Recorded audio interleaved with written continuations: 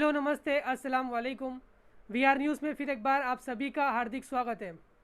आज फिर एक बार हमारे साथ मौजूद है एम पॉलिटिकल पार्टी के founder cum national president mister Mohammad Naeem Sheikh sir. और आज हमारा एपिसोड का टॉपिक है मोदी जी के अच्छे दिन।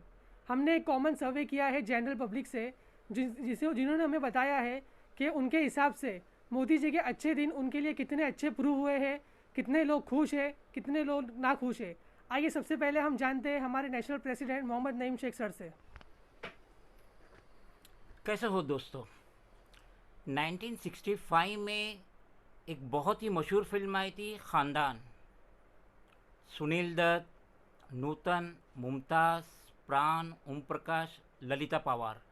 और उसमें रवि का म्यूज़िक था और राजेंद्र कृष्णन का एक बहुत ही मशहूर गाना था जो रफ़ी साहब ने गाए थे, जिसके बोल थे, कल चमन था आज एक सहरा हुआ, देखते ही देखते ये क्या हुआ, कल चमन था।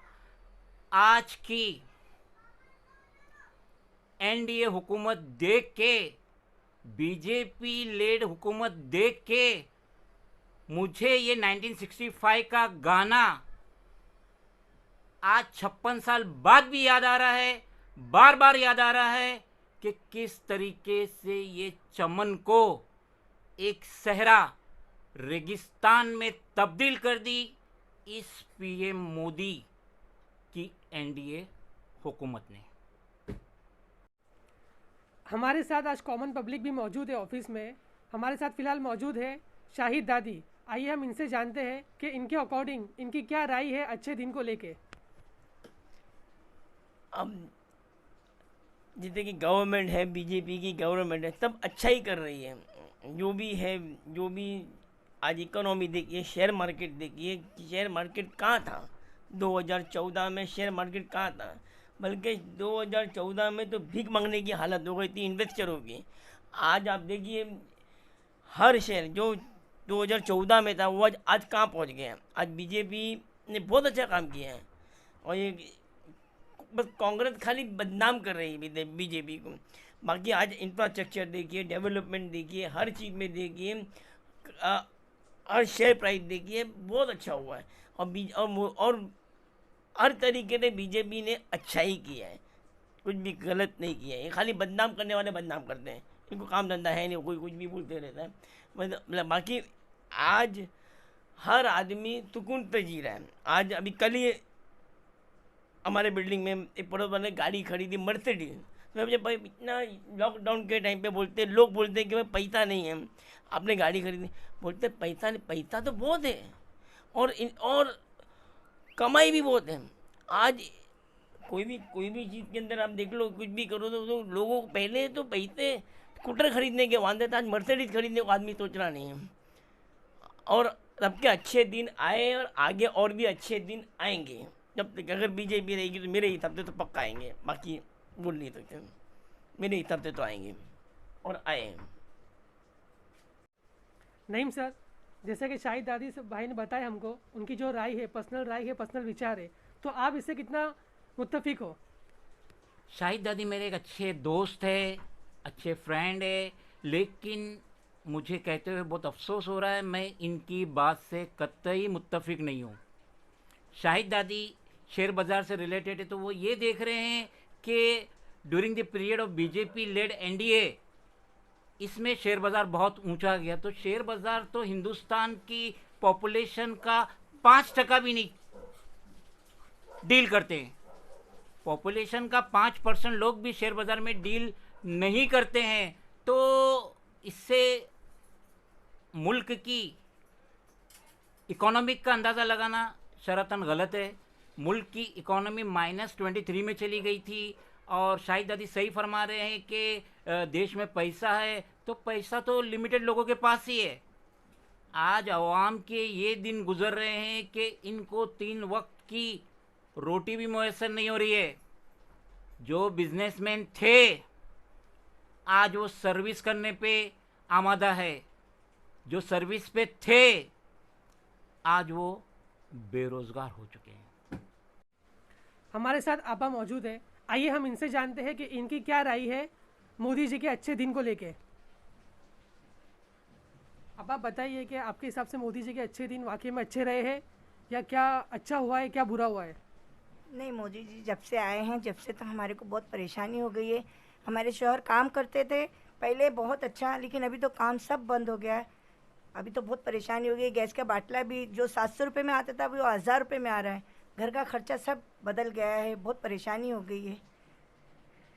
अभी जो भी है, अच्छे दिन आ जाए तो बहुत अच्छी बात है, जो सभी का भला हो जाए, उसमें हमारा भी भला हो जाए।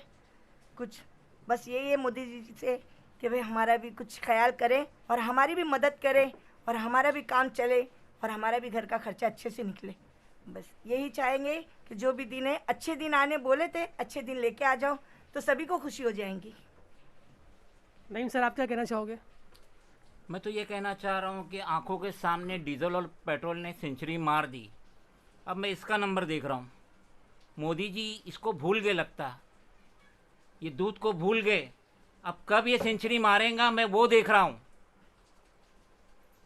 100 क्रॉस हो गया पेट्रोल, 110 के करीब पहुँच गया। अब वो 200-250 होने में टाइम नहीं लगेगा। अब मोदी जी प्लीज़ इधर भी ध्यान दीजिए, ये चिल्ला रहा है, इसको भी इज्जत बख्शिए, इसको भी 100 रुपया क्रॉस जल्द अज जल्द कर दीजिए। शाहिद भाई, आपने तो हमें मोदी जी के अच्छे दिन बताए हैं शेयर मार्केट को लेके, और भी कुछ आपको उनके बारे में बताना है, उनके अच्छे दिन के बारे में बताना है, तो प्लीज़ बताइए। अब देखिए, ऐसा है कि जैसे कि नोटबंदी के टाइम पे लोग बोल रहे थे कि भाई काला धन आएगा, ये होएगा, तो अच्छा ही हुआ नोटबंदी करके। नोटबंदी हुई तो इससे फ़ायदा ही हुआ, नुकसान तो हुआ नहीं।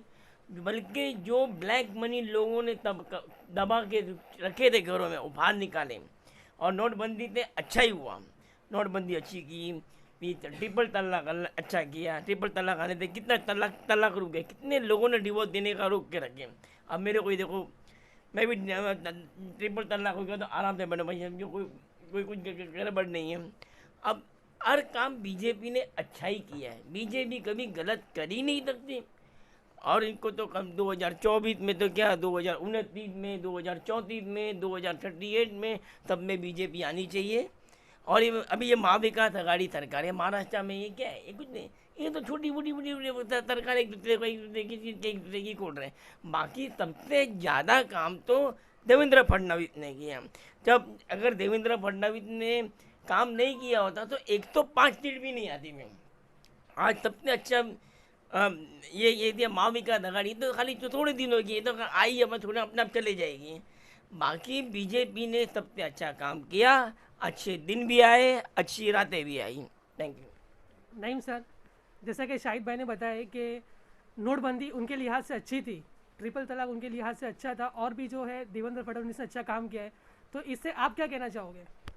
मेरे काबिल दोस्त शाहिद दादी ने कहे कि बीजेपी 24 में रहेंगी, 29 में रहेंगी, 34 में रहेंगी, तो मैं इन्हें ये याद दिलाना चाहता हूँ कि किसी शायर ने क्या खूब कहा, सामान 100 बरस का है, पल की खबर नहीं। तो मोदी जी ने जो ये नोटबंदी लाए थे, मैंने अपने पिछले वीडियो में इन डिटेल्स बताया। जितनी भी नेशनलाइज बैंक थी इंडिया की, पीएसयू जो बैंक थी, ये सब बैंकों पे ताला लग जाता। अगर मोदी जी नोटबंदी नहीं करते तो ये बैंकों पे ताला लग जाता, क्योंकि ये बैंकों ने अपने चहितों को अनकाउंटेड लोन अमाउंट दिए थे। बैंक के ऑफिसर ना जाने कितने अरेस्ट हुए, कितनों पे एफआईआर हुआ कि इन्होंने अपने कमीशन के चक्कर में कितने भगोड़ों को अनगिनत लोन अमाउंट दी थी। तो मोदी जी का तो नोटबंदी लाने का मकसद वही ये था कि पब्लिक लाके बैंक में पैसा जमा करे, तब जाके। सर, जैसा कि शाहिद भाई ने बताया नोटबंदी का, जिस पर आपने क्लैरिफिकेशन दी है, सेकंड चीज़ इन्होंने ये बताई है कि देवेंद्र फडणवीस ने बहुत अच्छा काम किया और ट्रिपल तलाक उनके लिहाज से अच्छा है, तो इस बारे में आप क्या कहना चाहोगे? पहल औरतों के पास 2-3 ही हथियार थे, 498A, 406, 354, 376। अब नरेंद्र मोदी गवर्नमेंट ने एक नया हथियार उनके हाथ में थमा दिया, ट्रिपल तलाक। ये वो हथियार है जो औरतें अब मुस्लिम औरतें अपने हस्बैंड्स के खिलाफ इस्तेमाल कर रही है। पहले ही ये जो शौहर थे, हस्बैंड्स थे, जो इतने अत्याचार बर्दाश्त कर रहे थे, तो मोदी सरकार ने इन मुस्लिम औरतों को एक नया झुंझुना दे दिया है अपने हस्बैंड्स को डिस्टर्ब करने के लिए, हैरेस करने के लिए। कल ही मेरे पास एक आदमी आया डोंगरी से, वो बता रहा था कि उसकी शादी 2000 में हुई और 2010 में उसकी तलाक हो गई। इस शादी से उसको 4 बच्चे पैदा हुए। तलाक के बाद उसकी औरत जैकब सर्कल 7 रास्ता अपने माँ बाप के इधर चली गई। फिर 2 साल बाद 2012 में वापस से इनकी शादी हुई और ये अभी साथ में रह रहे हैं। मगर जब दोबारा जो इनका जो निकाह हुआ 2012 में, तो ये औरत कंटिन्यूसली अपने हस्बैंड को हैरेस कर रही है। और कल ही वो हस्बैंड बता रहा था डरते डरते कि मेरी औरत अब ये ट्रिपल तलाक का मेरे पे केस करने गई है जे मार्ग पुलिस स्टेशन में। तो ये हालत हो गई है।